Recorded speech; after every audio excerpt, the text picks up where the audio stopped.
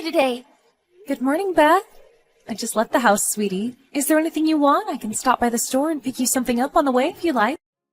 I want to eat strawberry ice cream. Leave it with me. How are you feeling today, sweetie? Actually, I feel a little better than usual.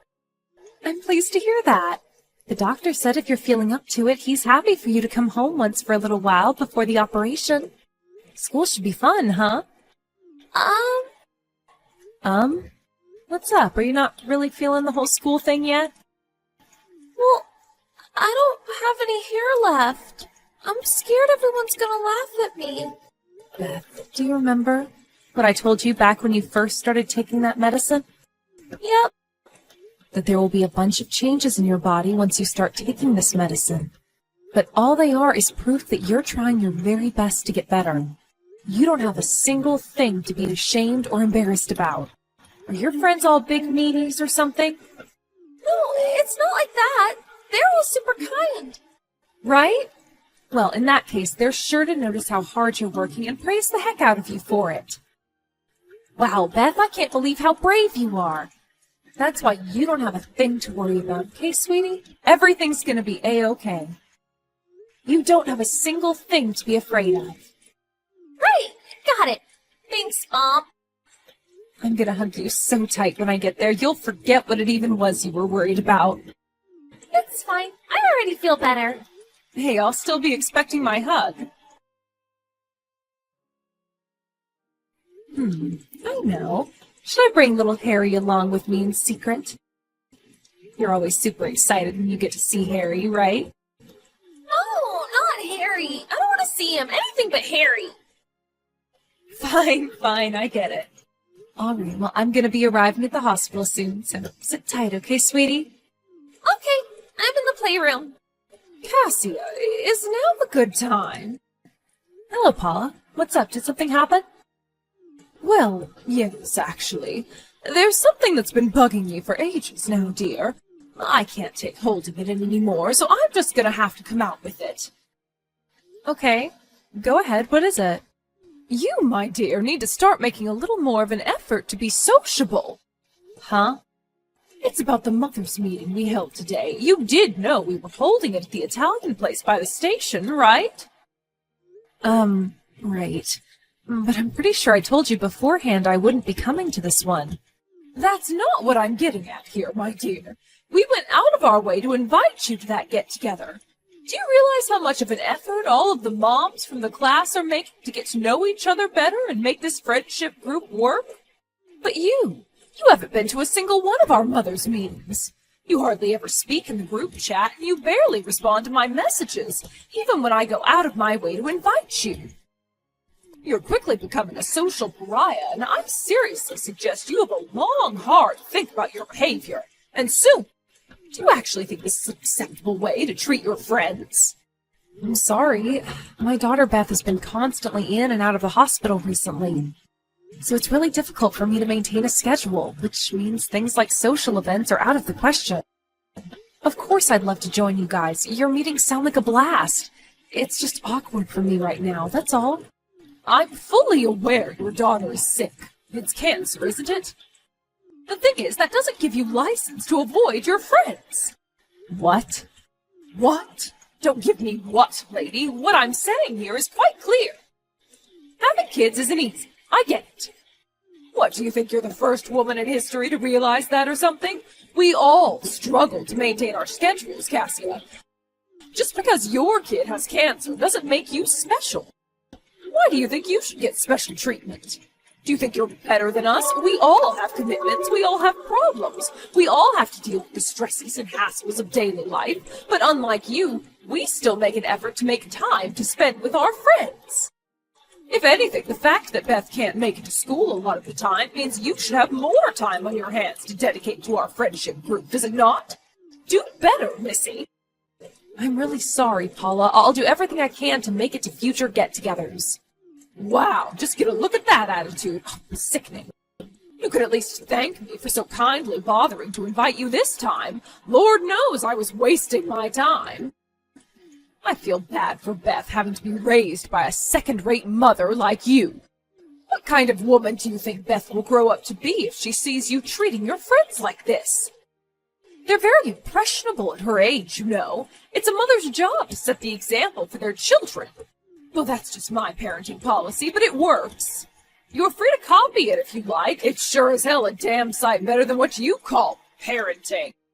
My Tommy is the brightest in his class, after all. Did you see his grades this semester? Top in everything. That's my boy, a real genius.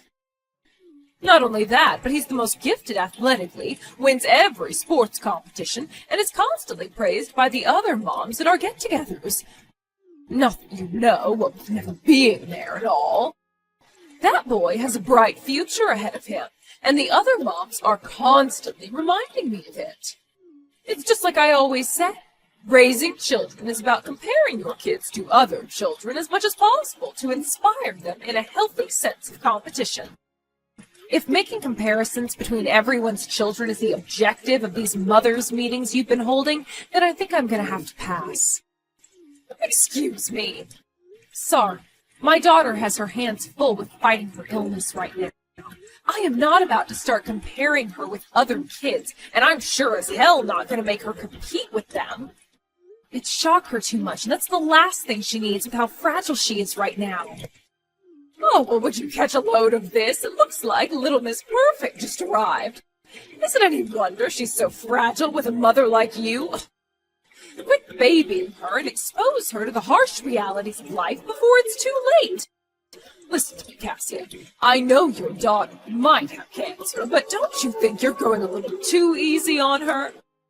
You might think you're doing her a favor, but let me assure you, you're not. Children need a healthy sense of competition for the motivation it brings. How on earth are they supposed to understand the importance of hard work if they have no one to compete with? Because, dear, you have to remember that life is nothing but fierce, brutal, unending competition. And those who do not want to fight in this world of eternal struggle do not deserve to live. At least on that point, my son has all of his bases covered. He ain't gonna lose to anyone. You can bet your ass on it. Oh, that boy really is a genius. You know what? If you think you're too good to join us at our mothers' meetings, then fine. Don't bother coming. It really is such a shame, though. If you came, we would have been happy to teach you the secret to being an expert parent, or how to get your children to enjoy studying, or how to teach them to assert their dominance over the rest of the class. I guess you won't have access to any of those juicy tidbits of knowledge now. Sucks to be you. That's fine. We're doing things at our own pace. I'm sure we can figure it out without your expertise. Thank you. Goodbye. Beth, what's wrong? You finally got to come home, but you've been cooped up in your room the whole time. Did something happen at school? Nope, it's nothing. Nothing? But, sweetie, it's your birthday today. You seemed so happy when you left for school this morning. You had this radiant aura like sunshine and a big beaming smile on your face. I said it's nothing. Beth? I'm sorry, Mom. Something bad happened today. Something bad? Yes. What happened? You know you can tell me anything, Beth. If it was too difficult, then of course you don't have to, but I want you to remember that I'll always have your back, no matter what, okay? I love you more than anyone or anything in the world. Well, Hmm? Harry's mom. Harry's mom? What did Harry's mom do, sweetie? She was waiting by the school gates at the end of school. When I walked past her, she said something mean to me. What? How can you be a girl but not have any hair? You poor thing. Also, your mother must be embarrassed to have a daughter like you. Oh my God, what the... That is horrible. Did she really say those things to you? I wouldn't lie about this. Mom, is it true? Am I really an embarrassment to you? I'm sorry. I'm sorry I couldn't be a normal little girl, Mom. I'm sorry for not being healthy. No, stop it, Beth. You haven't done anything wrong, and you have nothing to apologize for. I never thought of you as an embarrassment, not even once. I am filled with pride and happiness to have a little girl as amazing as you as my daughter, Beth. And don't you ever forget that. You are perfect as you are, and you don't have to change a single thing. You are kind, hardworking, intelligent, thoughtful, and have the biggest heart of anyone I've ever known. I love you more than anything, and I always will. But Beth, don't you believe your mommy? I do, but I don't feel up to seeing anyone right now. I don't want to talk to anyone either. I just want to stay here in my room and hide from the world. I understand. I'm downstairs, and I'll be here whenever you feel like you want to talk. Or we can just cuddle on the sofa. Watch cartoons and eat ice cream if you like. I'll be waiting. Okay. Hey, Mom? Can you call Katie and Yuna and say thanks for me? Katie and Yuna? Why? What did they do? They helped me escape from Harry's mom. When she left, they walked me home. I see. Okay, leave it to me. I'll tell them you're grateful for what they did. Also, I'll be having a word with Harry's mother about what she did. I'll tell her how much I love you and make her apologize for the awful, ignorant things she said. It's fine. I don't want to talk to her. I don't ever want to see her again. But, Beth... Well, the doorbell's been ringing since just now. We have a guest. You should go see who it is. All right. What is your problem? I'm watching a K-pop documentary right now, so I'm too busy to talk to you. Get lost. No. What is your problem? You lady wait for my daughter outside the school gate so you could humiliate her by saying a bunch of awful, hateful things to her? What the hell is wrong with you? Horrible things? What are you talking about? Those things you said about her hair? Oh, you mean that? Apologize to my daughter. Huh? Why should I apologize to the daughter of a miserable social misfit like you? Miserable social misfit? That's what you are, isn't it? You didn't show up to the social gatherings with all the other moms from the school, even when we go out of our way to invite you every time. If that doesn't make you a social misfit, then what are you? And that's not all. You even ignore the wise parenting advice I very kindly choose to share with you. You know, people pay good money for that kind of thing, and there you are, flat out refusing it. I mean, I guess it's not that I don't understand why you do it. To be honest, I've got a feeling I know exactly how you feel and what motivates you to behave as selfishly as you do, Cassia. You're jealous of my family, aren't you? Say what now? My husband is one of the most decorated and highly esteemed high school teachers in the whole state. He's won several teaching prizes and appeared in the local newspaper on 5 separate occasions, once even making the second page. I, his wife, am so gorgeous and popular, there's no woman on earth who wouldn't want to trade places with me. I'm so beautiful, I've even heard the boys call me a cougar outside the school gates after school. Then there's my son Harry, a gifted child prodigy who excels at literally everything he tries his hand at. He's such a genius, his intellect dwarfs that of most people twice his age. You just don't get families this distinguished. We shine so brightly that we dazzle all who lay eyes on us, so really, when you think about it, it's no wonder you'd feel jealous. Plus, we're all fit, in good health. It's a shame the same can't be said for your daughter. I'm sorry, Paula, but I have literally never felt jealous of your family, not even once. Oh, please, stop lying. It's so pathetic and transparent. I'm actually embarrassed for you. You're making me cringe here. Oh, I almost forgot. I felt so bad for you, Beth, that I felt compelled to help her become a little more attractive, even if only superficially. I gave your daughter a hairband today. She was so happy she burst into tears. Be a dear and send me a picture of Beth wearing her new hairband sometime today, won't you? I bet it looks so cute. Quit screwing around. What the hell did you tell Beth, you vile old hag? Huh? Oh, where did you come from all of a sudden? You're scaring me. It's Harry. Huh? I've been watching the whole time, but I can't take it anymore. You're despicable. Why does my mom have to be so vile and evil? I'm ashamed to be related to you. You're scum. Oh, what the? Harry? No way. Oh, this has got to be some kind of prank. Why on earth would Harry be at your house? This makes no sense. It's actually scary you're capable of this, Cassia. Should I call the cops? A psychiatrist, I mean. Who the hell pretends to be other people's kids? The third shelf of the cabinet in your bedroom is where you keep your branded bags. The sewing case in the second drawer is where you keep your accessories. You keep those disgusting nude magazines of your favorite male celebrities on top of the bookshelf. In the travel bag by the side of the bookshelf is where your jewelry collection. Huh? Oh, God. How the hell do you know all this? You bought them all in secret with Dad's money behind his back, didn't you? Is this really Harry? Yes. But weren't you supposed to be at night school today? What are you doing at her house? I skipped class. You did what?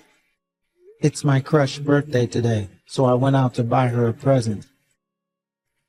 Also, I ran into some of the guys from class on the way to the shops. They told me you said some awful things to her by the school gates after school, so I came here to apologize. Harry, you've got this all wrong. This is all one big misunderstanding. Your mother didn't do anything wrong, I promise. How did you work that one out? How can you believe you didn't do anything wrong when you went out of your way to give a hairband to a girl bravely fighting cancer who lost all her hair due to chemotherapy? What you did was so vile that message was physically uncomfortable for me to write out. Who the hell does this? Are you even human? Please, Harry, I'm begging you. Will you at least hear me out? There are two sides to every story. What I did might seem inappropriate at first glance, but I promise you I did it for a reason. All I was trying to do was teach Beth's mother a valuable lesson, that society isn't all sunshine and rainbows like she seems to think it is. Are you really in a position to be teaching anyone anything? You're the one who said you've never had a job in your life. All you've ever been is a stay-at-home housewife. What do you know about society? Harry, how dare you? Do not make fun of stay-at-home housewives. It's a highly important, difficult, respectable job and should be treated as such. I'm not making fun of housewives. I'm only making fun of you.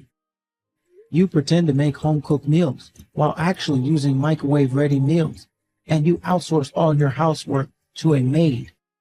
And the worst part, that you pay for the maid with Dad's money behind his back. What would he say if he knew? What do you even gain from making it look like you do housework? Everything is an act with you. It's about appearances. You're so fake you make Barbie look real. What could someone as lazy and unproductive as you possibly have to teach someone as hardworking as Beth's mom? Harry, do not speak to your mother like that, you insolent little upstart. I've had enough of this. You get your ass home right this instant. Nah, that ain't gonna happen. There's no way I'm coming back. The thought of you being my mom makes me sick. And I no longer acknowledge you as being related to me. I don't want to live with a piece of crap lowlife like you. What? I screenshot every message you sent to Beth's mom and sent it to Dad. I can't take being around you in that house anymore with your pompous pretensions of being some kind of rich trophy wife. With your stomach-turning perfect housewife act. With your vomit-inducing self-obsessed selfie-taking sessions. You're so fake that I wonder who you even are when I see you playing the cute, innocent damsel in front of Dad. When I see your acting, I feel an equal mixture of disgust and rage. I've seen what you really are like, you know? When you're around the other moms at those meetings of yours, you're nothing but a loudmouth, self-obsessed, arrogant, selfish old hag, and I'm ashamed to share genetic code with you. Harry, wait a second. Did you really send those screenshots to your dad? And hey, you need to stop swearing, like, right now. I never taught you to use such disgusting words. How about you calm down and we try discussing this like calm, reasonable adults with level heads? Nope. I showed Dad your true colors and told him to divorce you. You're joking, right? It's the truth. He's seen them. The red marks just appeared on the messages. Oh my God. Wait, oh, just a second. Oh, this can't be happening. No, no. What should I wait for? For Dad to divorce you and leave you completely on your own in this world? Okay, I'll wait. You guys can discuss this between yourselves later. Oh, and I'll be going with Dad, no matter what. Harry! Please, will you call your dad for me? Excuse me? Why would I do that? I want you to call your father and explain that all the screenshots you sent were fake, that it was just a prank. If you don't do something, our family's going to be irreparably broken up into tiny little pieces. Is that really what you want? Is it? I sent Dad those pictures because I wanted our family to be broken up. Don't you remember anything that happened today? Is your brain working properly, or are you stupid as well as evil? No, please, Harry. I can't bear the thought of losing you and your dad. You two are my reason for living. This family is my pride and joy. That's a shame, because I feel nothing but shame and embarrassment when I remember you're my mom. You have no idea how much it made me cringe to hear you going around bragging about your child genius prodigy son to all your friends. All I wanted was for you to stop. I'm not a genius child prodigy. I just work hard. But I sure as hell don't work hard so you can go around bragging to your friends about me. I work hard because I want to grow up and be like my dad. Fine, I get it. I promise I'll never brag about you again. That's what you want, right? Oh, and I'll apologize to Beth, too. If I do that, will you forgive me? Oh, I know. I'll come to Beth's mom's house now, and we can all resolve this like adults. Don't bother. We don't want to see you, and we won't let you in. And for some reason, if you're dumb enough to come here, I'm going to give Beth's mom her phone back now. Good luck talking things over with Dad. No, wait a second. Harry! Wow, looks like you're in a little bit of a pinch there, Paula. Anyway, bye. What? Oh, no, you don't. I'm not done with you, Missy. You wait right there. What do you want? What do you mean, what do I want? Give me back my Harry. No can do. Apparently Harry will be staying at his dad's parents' house tonight. I'll be driving him there myself, so you have nothing to worry about. Quit it, bitch! You are not my son's mother, and you need to stop acting like it. All of this is happening because of you, goddammit! Do you have nothing to say for yourself? Nope, nothing. Your son said everything I wanted to say. He is brave, kind, and considerate. You weren't kidding when you were bragging before. Your son really is amazing. You know, when I met him, I actually kind of regretted never showing up to your mother's meetings. I would have loved for you to teach me your parenting secrets. Beth, it's Harry. Harry? Yep. I'm borrowing your mom's phone to message you right now. Huh? Are you at my house? I see. What happened? I wanted to apologize for what Mom did to you. I heard she hurt you by saying some really mean things. I'm so sorry. It's fine. Really, it's okay, Harry. Besides, it's not like you did anything wrong. I know, but I still wanted to apologize. Oh, there's one more thing. I came to give you a present. A present? It's your birthday today, right? Well, I brought you a birthday present. Huh? It's a blue hat. Blue's your favorite color, right? Yep, I love it.